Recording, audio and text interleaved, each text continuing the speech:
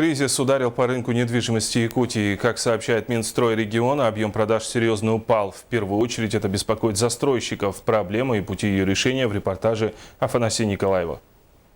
В этом году в Якутии упало количество выдаваемых банками ипотечных кредитов. Сильнее всего в первом квартале 2014-го. Но с мая месяца заработала программа ипотеки с господдержкой. И ситуация более или менее стабилизировалась. Причем, как утверждают представители банков, уровень одобрений кредитов не снизился. Тем не менее, объемы упали вдвое. На сегодняшний день банки выходят на показатели 2013 года. Если посмотреть 2014 год, у нас за прошлый год всего было выделено в общем объеме 19 миллиардов рублей ипотечных кредитов. В этом году этот показатель мы половину только сможем достичь. Понятно, что якутяне ждут улучшения обстановки, снижения процентных ставок и, конечно, стоимости квадратного метра жилья. Уже наметилась тенденция к снижению цен на недвижимость. Устойчивый рост объемов продаж недвижимости в прошлом году, по мнению представителей Минстроя, был вызван постоянным ростом стоимости. По принципу «сегодня дешевле, чем завтра».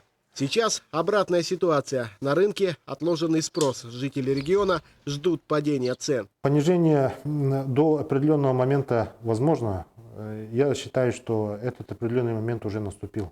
Дальше уже застройщики будут снижать себе в убыток, чтобы как-то выжить. На сегодняшний день уже такое прослеживается. Да?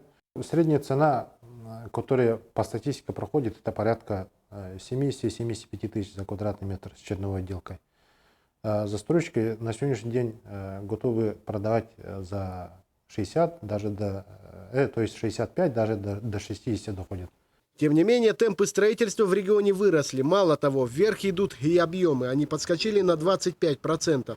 Но, что понятно, возникла проблема реализации построенного жилья. Причем самый низкий спрос наблюдается в сегменте квартир с большой квадратурой. В основном это касается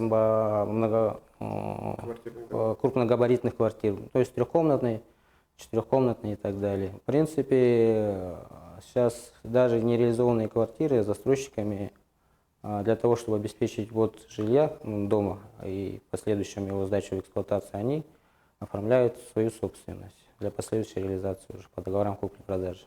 В целом, для поддержки строительной сферы предусмотрен целый ряд мер, как на уровне республики, так и в масштабах страны. Прогнозы на следующий год сдержанно оптимистические. Специалисты предполагают рост продаж от 15 до 20%. Афанасий Николаев, Василий Слепцов, НВК «Саха».